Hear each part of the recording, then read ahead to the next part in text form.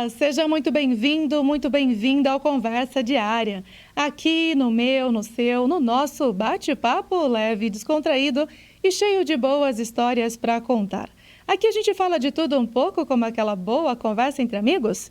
E hoje nós vamos conversar com uma paranaense. Ela é professora universitária, também é uma referência na área da televisão dos estudos, e também na área midiática da audiovisual. Nós vamos conversar com Ana Silvia Médola, para que ela traga para a gente mais informações referente a esse mundo midiático, inclusive também da sua vida pessoal, trazendo um pouquinho de algumas informações. Obrigada por aceitar o nosso convite, Ana Silvia. Mara, eu que agradeço a oportunidade, fico muito honrada de estar aqui e poder trocar essas ideias e falar um pouco dessa trajetória que me trouxe muitas alegrias. Muito bom. Queremos conhecer um pouquinho dessa paranaense que chega a Bauru. Conta pra gente um pouquinho, né, da sua infância, como foi, e depois a gente vai entrar logo na sequência também no âmbito, na trajetória profissional. Olha, vir a Bauru foi uma dessas peripécias assim que o destino nos prega, né? Nunca tinha pensado em vir a Bauru, morar em Bauru, embora tenha nascido em Cornélio Procópio, norte do Paraná. Fiz a faculdade em Londrina, Universidade Estadual de Londrina, trabalhei em Maringá assim que me formei, e aí surgiu a oportunidade de vir trabalhar em São José do Rio Preto, que estava inaugurando uma televisão em 1986. Cheguei aí a São José do Rio Preto, mas quando cheguei já não tinha mais vaga. E aí me disseram, olha, Bauru tem vaga lá na Rede Globo Oeste Paulista. E mudança de rota, de forma inesperada, inusitada, foi assim que eu acabei vindo a Bauru. Tinha um contato aqui, e por intermédio desse contato tive o acesso, fiz um teste e acabei que vim morar e trabalhar em Bauru em 1986. Mas em Cornélio Procópio eu já tinha uma proximidade muito grande com a imprensa. Bom, tenho uma infância totalmente marcada pelo consumo de mídia.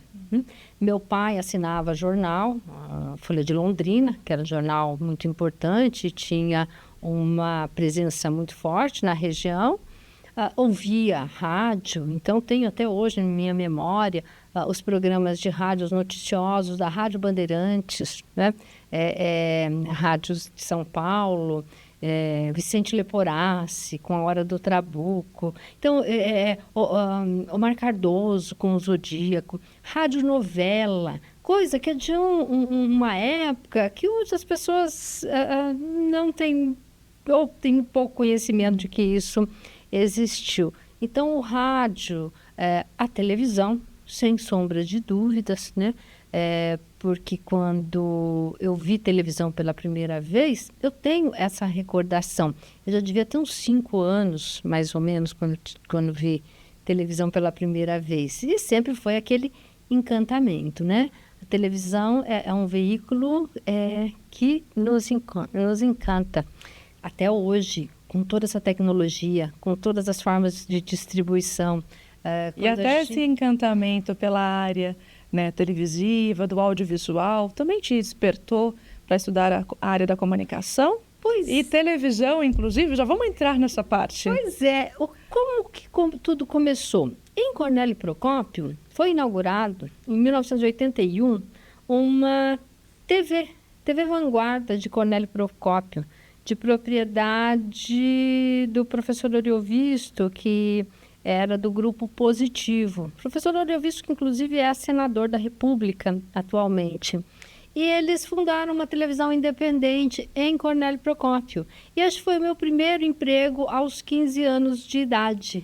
Fui trabalhar no departamento comercial, fazendo mapa de programação aos 15 anos, numa época em que as agências mandavam os spots publicitários em filmes, né? Uma televisão independente, que transmitia alguns programas da TV Cultura, mas que tinha uma grade de programação toda local. Então, programa feminino, jornalismo, programas musicais, compravam os filmes em rolos, né, das distribuidoras de filme. Então, aquele processo de fazer televisão foi meu primeiro contato aos 15 anos. E tínhamos um diretor de programação, Baltazar, que eu agora não me recordo sobre o nome dele, que sabia tudo de televisão e ensinou aquela garotada. E aí fui fazer o quê? Fui fazer faculdade de jornalismo na Universidade Estadual de Londrina. Foi assim que começou a minha história com o meio, com televisão, que é um ofício, um métier no qual eu sempre estive muito envolvida. Uhum. E vem para o estado aqui no interior, né? Bauru, inclusive atuar, trabalhar. Conta um pouquinho para a gente dessa trajetória aqui e como professora universitária também. Pois é, eu estive na TV Globo, tive a oportunidade de conhecer e trabalhar com grandes profissionais hoje bastante reconhecidos, que tiveram uma contribuição relevante, mas eu percebi que jornalismo não era a minha vocação. E eu já tinha feito faculdade de História, eu cursei uma outra graduação de História, então eu sempre gostei muito de estudar, gostei de frequentar bancos de universidade, né? Tinha essa característica.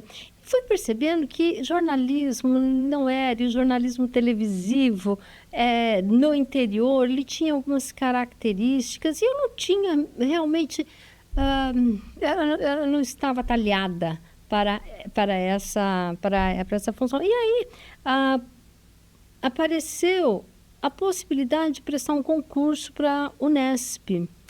E veja você, a gente com filho pequeno, né? O jornalismo é uma atividade que demanda um grau de presença, horários que não são horários tão flexíveis, né? São horários que te demandam muito. É uma profissão que demanda muito o jornalismo. E aí surgiu essa oportunidade. E no momento, eu acho que isso é importante registrar, porque isso tem a ver um pouco com o desdobramento do meu trabalho na universidade. No momento em que a Unesp tinha sido encampada em Bauru e surgiu a oportunidade de ingressar como docente. Só que, detalhe importante, hoje, por uma política, né, de carreira e de pesquisa, todas essas instituições de ensino, elas contratam pessoas já tituladas, né? São mestres ou doutores para compor o quadro docente. E naquela época, abriu um concurso para quem era graduado em comunicação. Por quê? Porque não existiam pessoas pós-graduadas em comunicação. A rigor, não existia nem faculdade de jornalismo. Muitos tinham a licença para atuar, porque já eram profissionais da área, né? Pela prática. E aí eu prestei um concurso para um curso que não é um curso de jornalismo. Era um curso que na época era radialismo. Era uma outra profissão de radialismo. E aí eu comecei a estudar para dar aula em radialismo. Por quê? Porque eu fui aprovada no concurso. Tinha outros candidatos, mas fui aprovada no concurso e comecei a me preparar para fazer. E o que faz o radialista? Tudo o que jornalismo e publicidade, né? O papel de jornalismo e publicidade dentro das emissoras, tudo que não é jornalismo e publicidade é o que radialista faz. Radialista faz tudo. Então, a profissão de radialista, ela tem um arco muito grande, né, de possibilidades, entendeu? E aí, foi aí onde eu fui para a universidade e me encontrei como docente, como professora universitária, na Universidade Estadual Paulista, a Unesp. E a sua paixão também pela pesquisa sempre esteve aí juntamente a você, como mencionou aqui, e também ligado à TV. Sim, o meu objeto sempre foi a televisão. As disciplinas que eu ministro, as disciplinas que eu ministrei, todas elas sempre estiveram ligadas à produção de televisão. Até aproveitando essa deixa, hoje com streams, a TV ainda, como que é a TV vista na atualidade? Olha, a televisão, ela tem uma característica que é diferente de todos os outros meios. A televisão, ela se dá em fluxo de tempo, em fluxo temporal, ou seja, é uma exibição no tempo, e a televisão, ela é ao vivo, ela é direta. Então, veja, antes da televisão com programas gravados, nós estamos aqui gravando um programa. Esse programa vai ser exibido posteriormente, em outro momento. Ocorre que isso só foi possível com o desenvolvimento da tecnologia do videotape. Você poderia gravar. E à medida que você tem essa tecnologia inserida no processo de produção de televisão, você começa a se assemelhar um pouco à lógica do cinema, que é aquilo que você grava, registra e depois exibe. Só que a exibição, ela se dá sempre no tempo.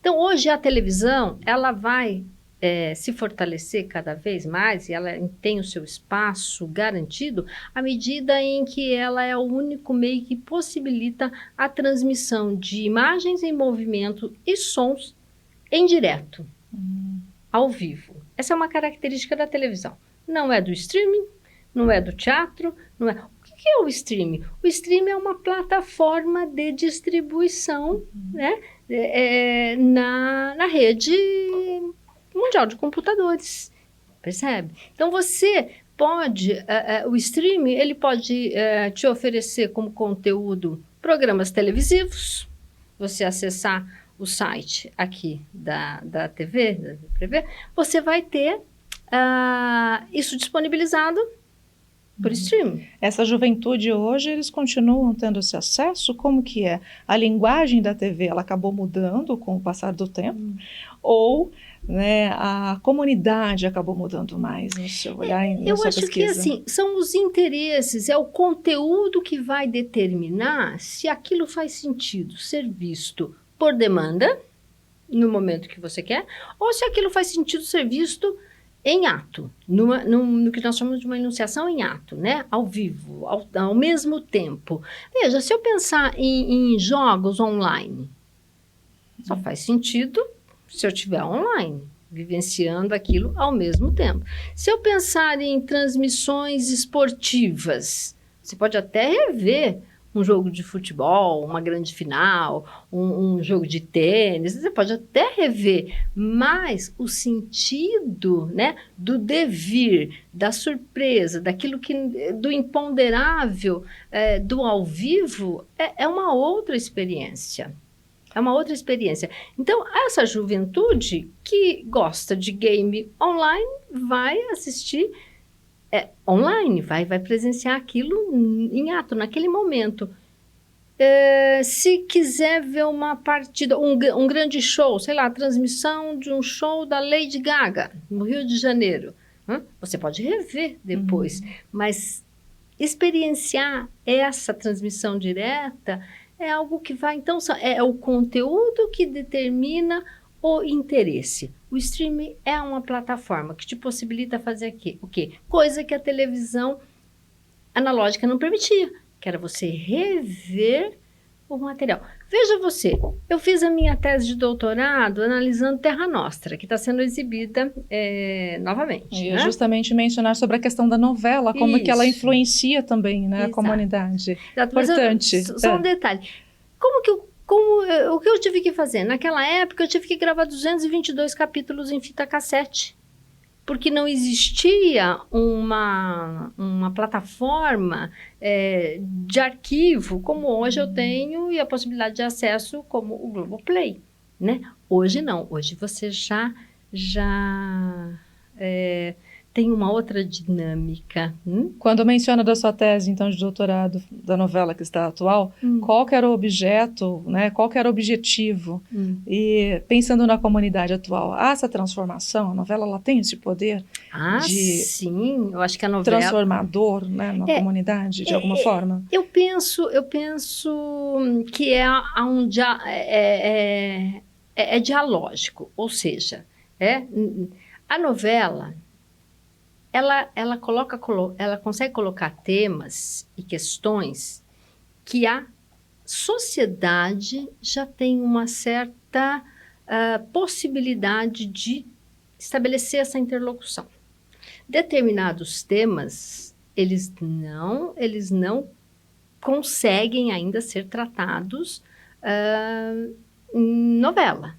Outros conseguem, com muita resistência desse ou daquele segmento, ou com muita dificuldade de aceitação, mas é um movimento pendular, quer dizer, a novela ela não consegue obter uma aceitação de algo que a sociedade não esteja minimamente... que isso não esteja na agenda, sabe? Posso entender que a novela ela vem retratando, então, o que a sociedade reproduz seria mais ou menos isso? Eu acho que as coisas são dinâmicas, elas são complementares. Entendi. Elas são complementares. Veja, quando eu trato da questão de determinadas formas de representação da mulher, do negro, numa novela, hoje...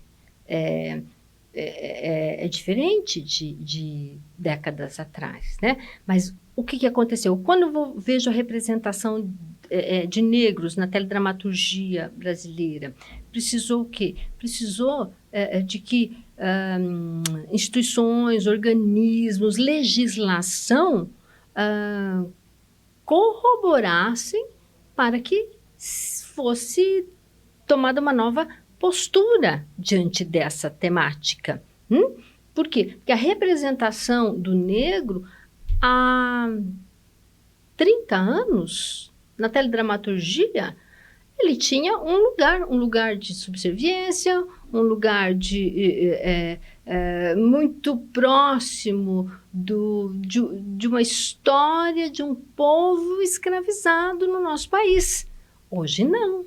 Hoje, você tem a representação de negros como protagonistas, né? em posições socioeconômicas, intelectuais, que refletem uma mudança da sociedade. Ainda que uma mudança muito, a passos muito lentos, mas uma mudança. Então, a teledramaturgia brasileira, que é muito forte, que é um produto nosso, não só a Globo, mas outras emissoras têm experiências muito bem-sucedidas na teledramaturgia, a Bandeirantes, a própria Manchete, a Record.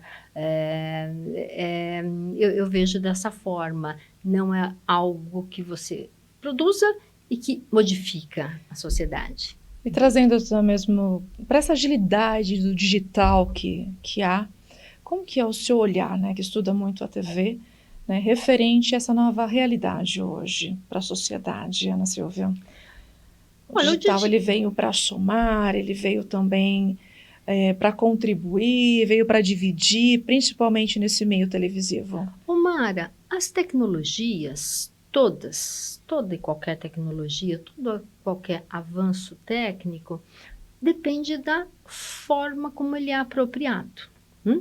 Então, a apropriação cultural de determinados recursos é que vai dizer para qual finalidade, qual é a contribuição. Então, hoje, o digital, você observa algumas características, né, que são decorrentes do digital. Veja só, na própria televisão, no primeiro momento, o primeiro momento, a televisão, pouquíssimos tinham televisão, pouquíssimas famílias, ela era um artigo de luxo. No segundo, algumas famílias, aí tinha uma televisão na praça das cidades pequenas, tinha um tempo para funcionar. A televisão vai se popularizando. A televisão funciona, numa determinada época, como um agregador da família. A família toda se coloca em frente à televisão. A televisão vai se multiplicando. Ela vai indo para cômodos da casa, onde a família vai se desagregando. À medida em que você tem os dispositivos móveis, principalmente com o advento do celular, em que você vai ter uma espécie, você vai ter o acesso não só à televisão, mas a todos os setores da economia. Você chega a um determinado lugar, você não sabe, não conhece mais a cidade, mas você é teleguiado pelo satélite. Você precisa ver suas finanças no banco, você usa o celular. Então, isso vai e cria uma hiperfragmentação de público, uma hiperfragmentação de interesses, Então, assim, é uma tecnologia que que produz mudanças culturais e até antropológicas, né? A forma como que as pessoas se relacionam, por exemplo, pelas redes sociais. Importante esse momento também acaba sendo para todos, né? Sim. E necessário aprender a lidar com essa nova tecnologia, se adaptar também, tem tudo isso muito importante. E você teve uma outra atuação aqui em Bauru, inclusive, esteve na direção da TV Unesp. Então, a TV sempre ligada contigo, de alguma forma.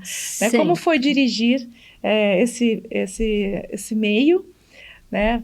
Fazer parte da direção? Conta pra gente, mas só que antes nós vamos tomar uma aguinha, depois do intervalo você compartilha com a gente essa experiência. Tá bem. Então, nós vamos para esse rápido intervalo. Você continue com a gente, não saia daí. Voltamos já. Até mais.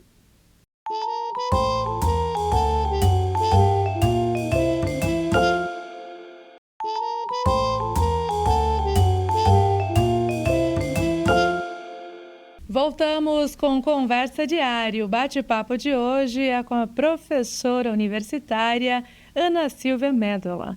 E antes do intervalo, havia perguntado sobre a sua atuação na direção da TV Unesp. Conta pra gente, inclusive, se houve desafios de uma mulher à frente de uma direção televisiva. Conta pra gente esses detalhes. Bom, a TV Unesp é um projeto que era um projeto institucional, era um projeto que a universidade apostou muito, no sentido de que era uma televisão digital, uma televisão em sinal aberto, uma tecnologia de vanguarda naquele momento, e que tinha o propósito não só de contribuir para a formação de quadros, né, porque o ensino na universidade tem esse propósito, mas também para o desenvolvimento de pesquisa e produção de conhecimento.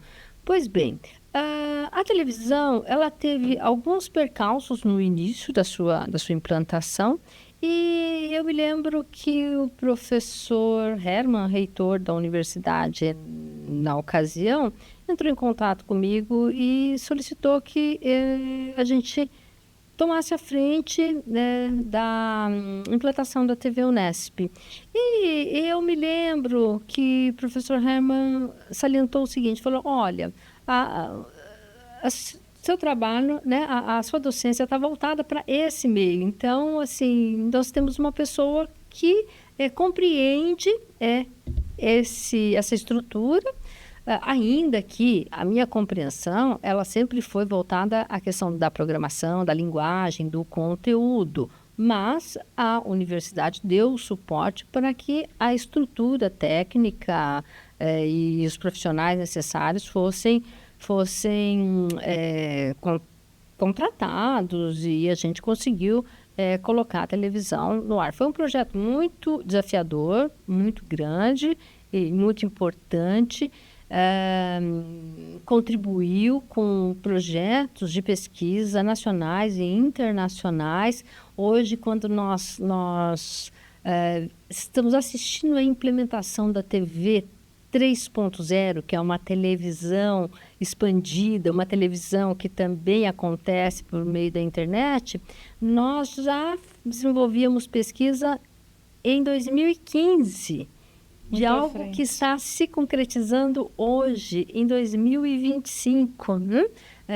Um consórcio que tinha 9 instituições brasileiras, coordenado pelo professor Marcelo Zufo, da Universidade de São Paulo, e 9 instituições da União Europeia. Então, naquele momento, a gente estava desenvolvendo uma pesquisa que hoje nós estamos vendo os frutos, né, sendo estando aí presentes. Então, foi realmente muito desafiador, mas foi muito gratificante. E uma televisão que só conseguiu cumprir esse propósito por conta da estrutura da universidade, né? E o que te motiva? A Unesp é uma universidade muito potente, né? Muito presente na comunidade. É importante, realmente tem o seu papel de suma importância. Sim. E o que te motiva a continuar com a pesquisa até hoje? Olha, na verdade, a pesquisa ela é inerente ao nosso trabalho, porque o ensino superior... Eu digo até voltado para essa área mesmo da televisão. Sim, sim. Veja, o ensino superior, as universidades públicas no Brasil, elas têm um papel muito relevante na produção de conhecimento. Diferentemente de outros países onde você tem a iniciativa privada operando, ou você tem instituições próprias. Aqui no Brasil, a gente tem instituições governamentais, você tem uma articulação público-privado, mas a produção de conhecimento massiva no país se deve às universidades públicas. Por quê? Porque o docente de uma universidade, ele cumpre... não apenas a função de docência, mas ele atua na gestão da própria instituição, ele atua na pesquisa, ele atua na extensão, né, à comunidade. Então, isso é próprio do nosso trabalho. Então, não é algo que é alheio ao nosso trabalho. Então, ele está todo integrado. Então, se eu ensino televisão, eu pesquiso televisão, faço extensão em televisão, enfim. Então, é nesse sentido que é algo que vem dentro do escopo da nossa atividade. E no começo da nossa conversa, Ana Silva havia comentado para conciliar família, filhos, sim, né? Sim. Filhas, no caso, são duas filhas. Tenho duas filhas. E também com o trabalho, né? Como equilibrar todo, né, essa questão do trabalho e da vida pessoal. Sim, olha, eu tive muita sorte, né? Então, eu tenho o apoio familiar, meu marido, Roger Médola, as minhas 2 filhas, Laís e Beatriz, hoje 2 mulheres muito independentes, formadas uma na Unesp e uma na Universidade Estadual de Londrina. E eu tive a felicidade de ter uma rede de apoio, né? Minha mãe, minha sogra, as pessoas que estavam no entorno, elas me ajudaram muito para que eu pudesse trabalhar, para que eu pudesse estar nos congressos, para que eu pudesse viajar, Então, assim, eu tive essa felicidade. Ana Silva, eu gostaria que deixasse um recado para quem nos acompanha, né? Aquilo que estiver no coração, fique muito à vontade também. O que a gente fizer, o que a gente buscar realizar, buscar viver, seja dentro do que é a nossa possibilidade, dentro daquilo que o nosso sonho impulsiona, né? E eu, diante de um otimismo, sabe, de que as coisas elas acontecem naturalmente, elas acontecem como o fruto de uma ação. A gente não tem muito controle, a gente tem um certo controle sobre as coisas da vida da gente, mas a gente sendo honesto consigo mesmo, sendo honesto com as pessoas que estão em volta, eu acho que os frutos, eles vão surgir naturalmente. Muito bom. Falando em frutos, Bauru, o que significa para você? Bauru foi uma sorte na minha vida, uma cidade que eu tenho muita alegria de ter vindo a Bauru, sem nunca ter pensado. Tive a felicidade de conhecer muitas pessoas boas, importantes, que me auxiliaram, que trabalharam juntos, os meus alunos. Veja você, desde a primeira turma do curso de radialismo, que eu fui uma das primeiras professoras do curso de radialismo, até hoje, todas as turmas formadas, eu fui professora. Então, é um orgulho para mim, é uma felicidade saber que tantos profissionais, assim, de um modo ou de outro, cruzaram, a gente se cruzou e muita gente atuando e de forma muito produtiva. Muito bom. Olha, obrigada por aceitar o nosso convite, por esse bate-papo, por compartilhar um pouquinho da sua trajetória profissional e pessoal também. Eu que agradeço, viu? Muito obrigada e desejo um sucesso enorme para você, para toda a equipe, e fiquei muito honrada com o convite. A gente que agradece. Agradeço em nome da equipe também. Sucesso. Então, nós encerramos esse bate-papo de hoje com Ana Silvia Mello, essa professora universitária que é uma referência na área do audiovisual televisivo. Então, nós vamos encerrando por aqui, deixando aquele forte abraço para você que nos acompanhou até o final desse bate-papo. Até o nosso próximo encontro. Tchau, tchau.